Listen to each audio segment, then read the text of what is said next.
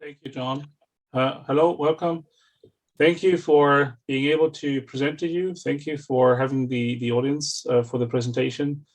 I would like to give you some kind of information, some updates, backgrounds on what we do as CellCube. Has a focus on Europe, but also will show you kind of some real examples from projects we are doing. The background is here, and because maybe you're looking for what is the business going on in Europe. The European market is, from a long duration perspective, behind other markets. That means for real life applications in long duration, you rather need to look into other markets than into the European market. But that's also what I would like to share with you today is what is going on in Europe and why is the European market as well maybe attractive to look further into that market. And I think the focus is, as you can see, we have a strong focus on microgrids. And the reason for that is very simple. There's a lot of things going on. To give you some backgrounds on CellCube is, I think, just John mentioned it, we are there for a long time and we have a lot of learnings. And if you will, we always saying we know what can go wrong. And from these kind of learnings, we have included all these learnings into our new products. And our release 4 at the moment, the 4.x, is really a serial product. It's there in rollout mode. We are TRL9, so we left the laboratory status and we are deploying now really commercial systems. And I think that is quite relevant for the market outside now that people look into alternatives to lithium, alternatives to hydrogen. They're looking into which product, which technology is available really for rollout and not just developments only. The footprint we mentioned, it's compared to lithium fairly small, but in terms of vanadium redox flow, I think we're here one of these market leaders, and we're really quite proud that we moved now into the megawatt scale. Everybody knows from the past we have done small systems, more kind of mini microgrids somewhere, and we're now entering the megawatt scale. Focus right now is microgrids, and you see here typical areas of applications. We are not in front of the meter yet. It's something where we're working on for the future. And this will be also the future markets as well in Europe as the main market. What you can see in Europe is that there are 2 or 3 topics going on. And one topic is definitely the energy security. Move away from gas, move away from conventional. Regulators are driving this kind of alternative approach with renewables. But also what you see is the grid is not there yet to really allow for large centralized solutions. And you can also see there's something going on called democratization.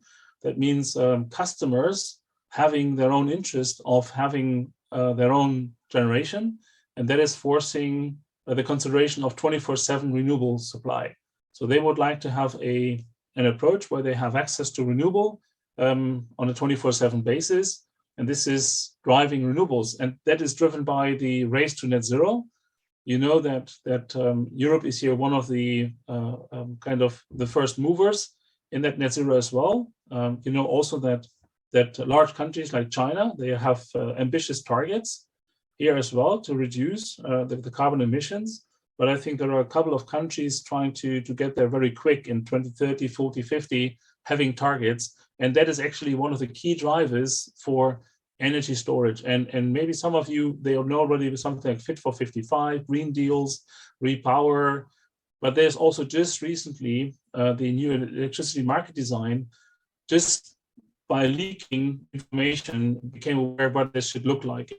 I've listed for you here things which are there to support energy storage. And this is now, after some kind of years and years on looking at regulators saying you must change something, now the first time it looks like energy storage becomes an important element of regulation, an important element of national legislations and implementation plans. So I have listed here for you these elements like remove barriers on grid fees. There's still many countries having double taxation on storage for being consumer and being generator. You can see that the national legislations are supported to have own promotions on storage. You see that the system operator, which in the past had always no chance to really look into storage, they had to go always for copper. they have now the chance to really see these energy storage as a bigger flexibility opportunity for them than just going for primary frequency response. So you can go into flexible grid connections, you can look into kind of the capacity markets, you can look into supporting maybe remote areas or islanding situations, even in an area where it looks to be like a kind of a mainland, but still there are grid areas which could be treated as islands. And I think this is where the upcoming renewable integration is demanding so much grid support that these network congestions coming from more and more renewables, I think is a critical path, and people are forced, the data needs to be published now in real time, so that is really understood to which extent a renewable is curtailed, and that is helpful for any storage developer to say, is it not worth to put an energy storage system there where you have a hotspot in the grid? Not to forget, the battery regulation is increasing, the battery passport is increasing, and in the initial, the lithium one was the only one considered for the lead acid, but to some extent they had forgotten the flow batteries. And as part of the Flow Battery Europe, so we as an association, there's a group called Flow Battery Europe as an European association to represent flow battery companies in Europe as one voice. We actually very pushed hard on this battery regulation that VRFBs should not be excluded. So we were successful, and now flow batteries are element of the battery regulation, which means whenever there's a procurement of batteries and you have this thing called you must apply to battery regulation policy by having the battery passport on flow batteries, we actually can be accepted as a technology in the market. Very important step here. So there's things going on now. To give you some more background, the second trend is, I mentioned that democratization thing. That means there's more and more decentralization. There is more and more room of not having everything in front of the meter. And that is something which is moving towards in combination with smart grids, with smart meters, with mobility.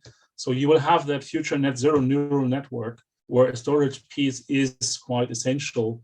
Somewhere more, I would say, like a swarm, like decentral position, and less than having huge hundreds of megawatt plants, just, 10 to 15 across Europe. So this is an important thing to understand for European market.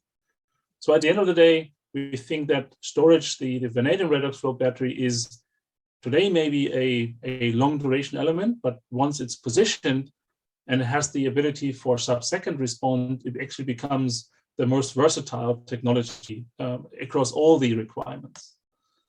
So it means this LDES, the VRFB, is for milliseconds. It's available. I think these are important things. And these are decision criteria for customers, okay? The reason why we're selling the technology in the market is because it is available now, okay? It has that versatility. It can support short duration and long duration applications.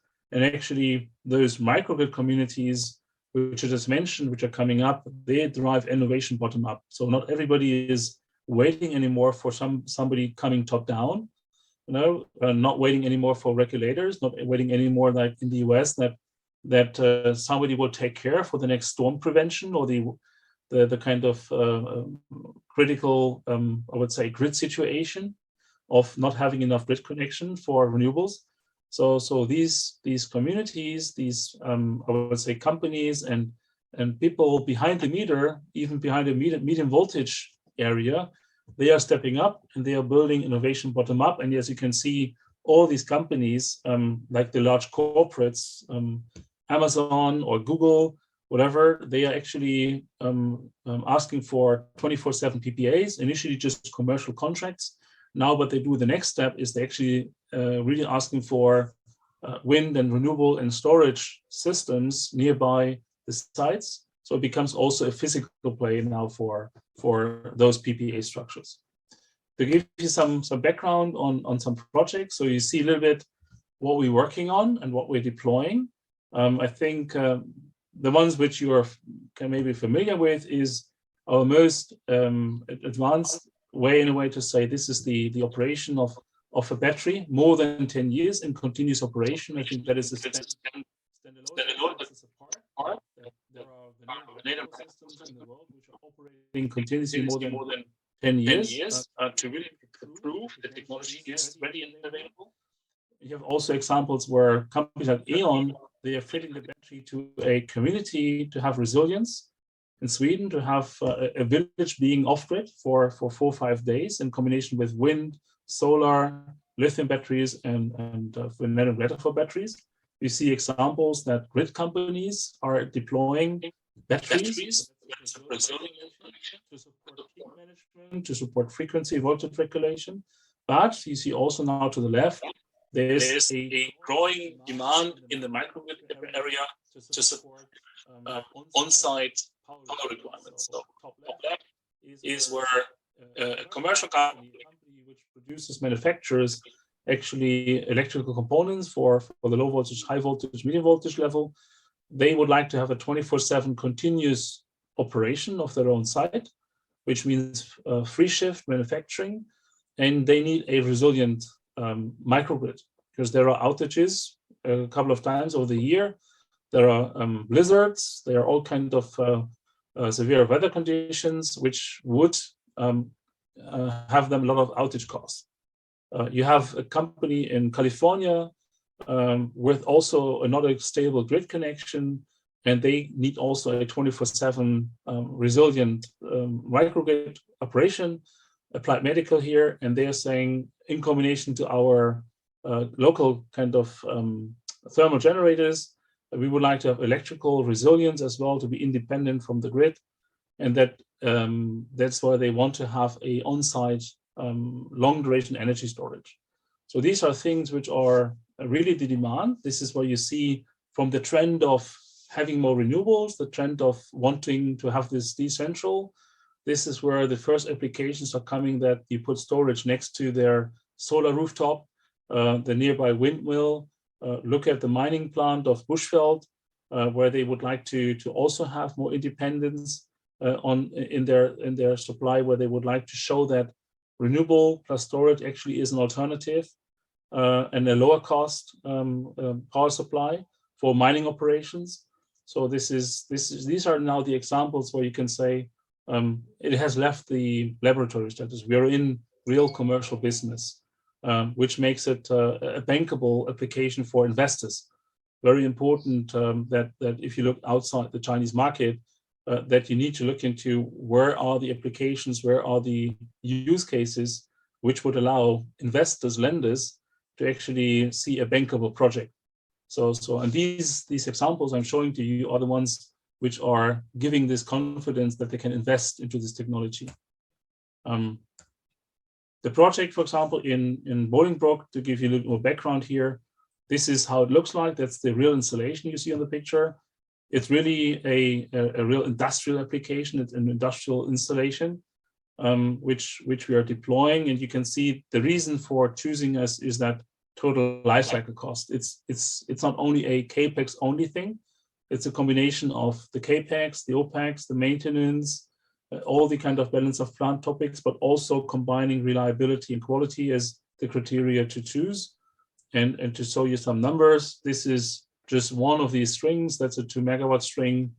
This is really under operation, which means this is showing some kind of charging, discharging curves of those systems. And this is where I think also for the market, they need these proof points. It's if I may say this, it's great what the Chinese market is doing. It's a great example of having the technology deployed on a megawatt hour scale. Even kind of having 400 megawatt hours deployed is a huge support in deploying these systems elsewhere. But there's still kind of concern on the investor side, the customer side, to which extent this is applicable on megawatt scale. So microgrids are the ones which are at the moment under procurement. And now what we see, now that we show these examples, we are opening the door for large scale as well in Europe, as well in other markets as well. And probably you will see this by other partners here presenting. This is where we opening the door in a way that companies have trust in technology, that companies see it's running somewhere. So I really hope that these examples are helping our entire industry to move forward. So summarizing a little bit, we think that the microgrid approach is boosting the transition to net zero. The market will not just buy by tomorrow 100 megawatt of flow batteries in Europe just by trusting it will happen. We have to give them real examples. It's something where we offer this as part of a roadmap. So we are preparing ourselves to deliver large-scale projects in Europe and by 26, 27. But this is the route to go. It's a journey. As you all know, we are in this journey together now for the last 10, 20 years, sometimes even 30 years. And I think this is where we go step by step. And this kind of microgrid approach is something we believe in, that this is the enabler here for renewable energy integration, for allowing microgrid applications, and also allowing these peak power requirements in a very sustainable way. I think that's it for the moment. If there are any questions, happy to give you the answers. All right, thank you, Alex. Are there any questions here in the room? Got one right over there.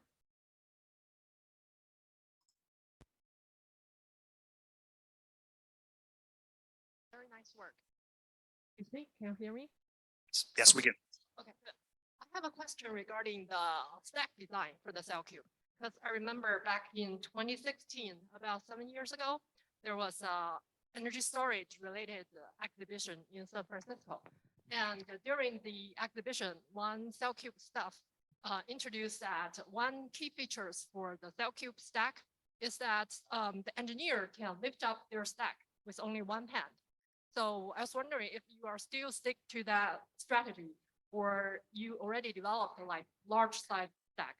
And second question is that you just introduced a new installation in Illinois, in US.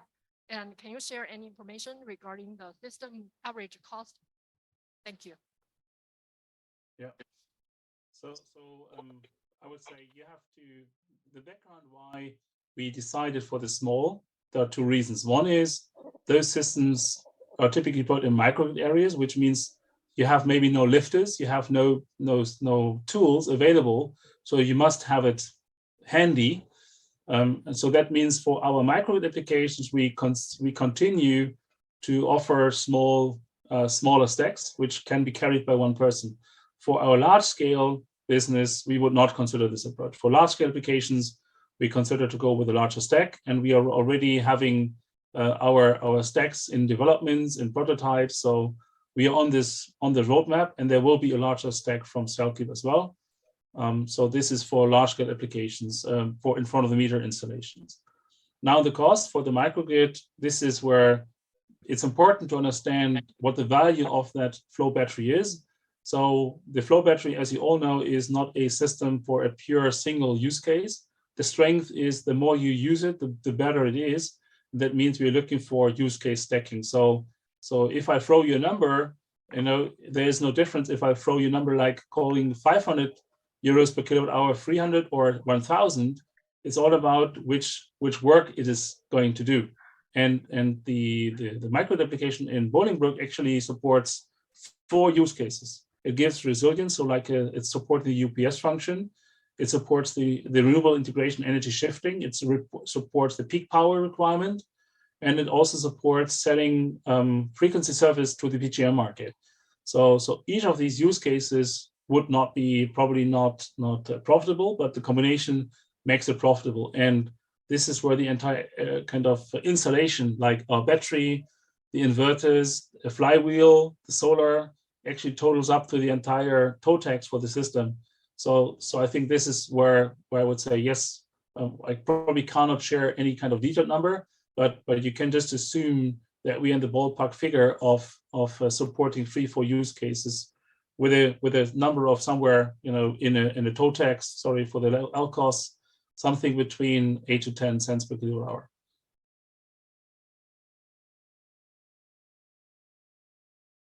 Any other questions here in the room? Right here. Hello. My question is that as we use the VRFB batteries wider and wider and more product in projects, can you share me about the product certification requirements status in US or in Europe in our market? Thank you. Like UL 3C, like that. Yeah, so what you see is that just in the last 2-3 years, those requirements have increased. For Europe, for example, in Europe, you only have the CE certification and you have country by country specifications. These are VDE numbers. I can provide you as a kind of a list. I don't have all of these numbers in my head. For the US markets, there are 4 or 5 UL certifications required. I'm sure my colleagues from the US market can give you those UL requirements. Alternatively, I can offer to share those numbers in kind of a follow-up as well. What is important is, I think, what you see now is that the NFPA regulation is becoming a critical one. This NFPA is pretty much important for the global market.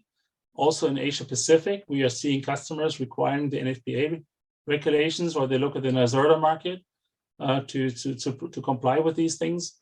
But this is something which I think every vendor, I think maybe John, maybe as an idea, I think it would be maybe good for our industry to just maybe collect those certificates. And I just see also kind of Paul just there in the first row.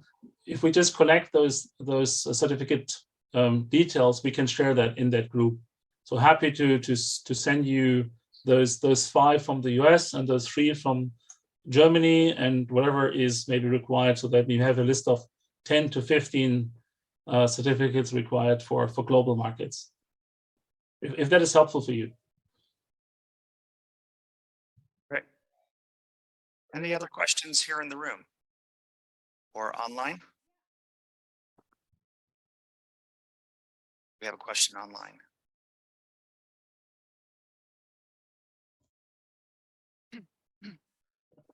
Hello, Mr. Alex. Thank you very much for the information, for sharing your information with us. So I just asked one question for you. Do you have any plan to cooperate with the supplier of PEM manufacturer from China? Thank you very much. I would say these are early stage discussions. We haven't made yet the conclusion. What definitely is important is that hydrogen and PEM is not a competition. We see this as an important collaboration, actually, which means these technologies have some overlap, and maybe it's worth to consider partnerships for hydrogen production, green hydrogen production, to combine it with flow batteries, and then also review the materials used as well. There could be at least synergies in scaling production capacity. So yes, there are discussions to give you answers, but they are early stage and not made any kind of conclusions or decisions.